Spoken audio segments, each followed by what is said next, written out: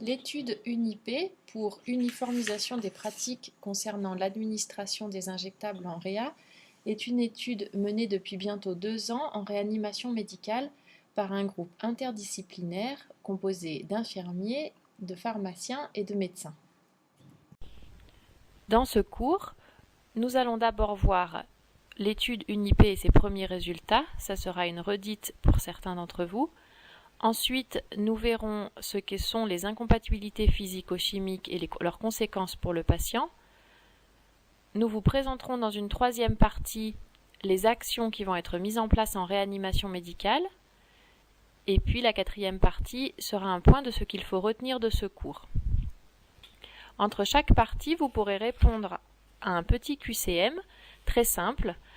Ce QCM est là pour nous assurer que le cours a été suivi jusqu'au bout par l'ensemble de l'équipe infirmière et médicale. Merci de renseigner vos noms et prénoms sur le Google Form au début de ce document.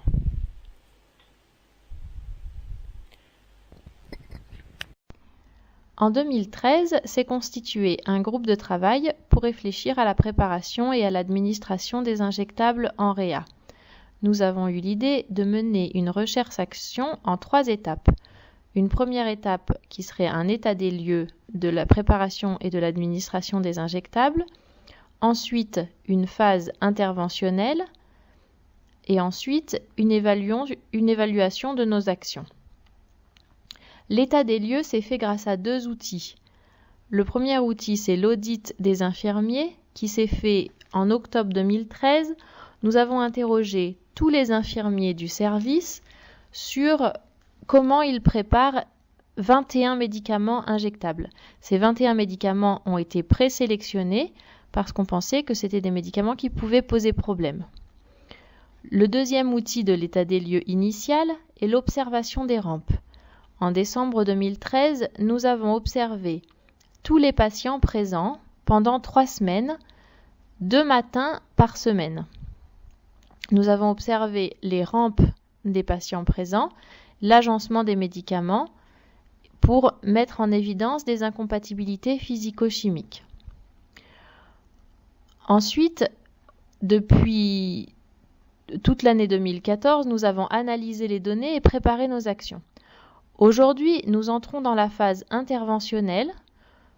Ce cours est une des interventions et la deuxième est l'actualisation du logiciel de prescription Reasic. Et puis, vers l'été 2015, printemps-été 2015, nous évaluerons nos actions grâce au questionnaire initial qu'on reposera à tous les IDE et une nouvelle observation des rampes. Voici les résultats de l'audit pré-interventionnel. Les étiquettes sont bien renseignées au niveau du nom des médicaments et de la dose, mais par contre, le nom du patient n'est pas assez renseigné, ce qui augmente le risque d'erreur. Concernant la préparation des médicaments, nous avions évalué 21 médicaments.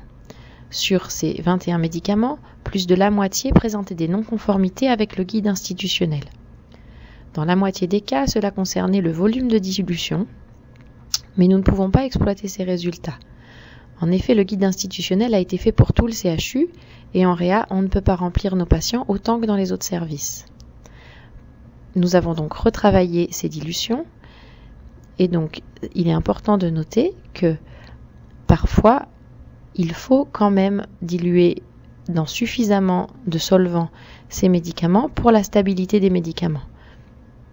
Donc les prescriptions qui sont mises à jour sur Reasic aujourd'hui sont celles qu'il faut suivre.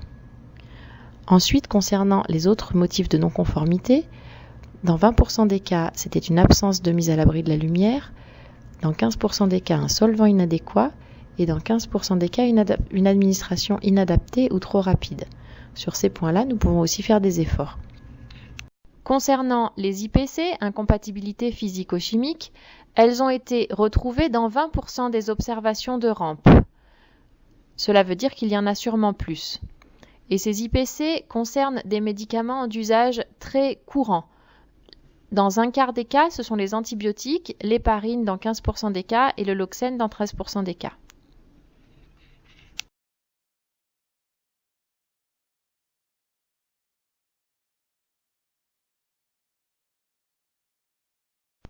Pourquoi uniformiser nos pratiques?